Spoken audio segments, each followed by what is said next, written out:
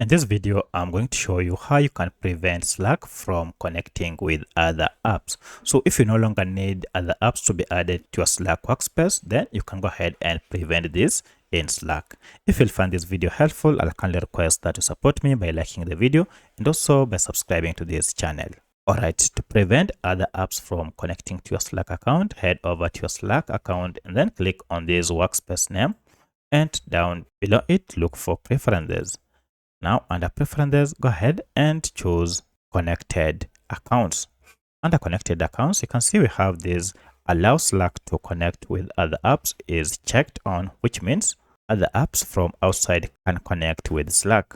If you want to prevent this, go ahead and disable this, and you're told that by doing this, currently connected accounts will be disconnected, and also you won't get any new connection requests, as well as all settings will be reset when you enable it again. So for my case, I'm okay, and therefore go ahead and click on turn off, and now connection to other apps has been disabled. So that's how you can prevent Slack from connecting with other apps.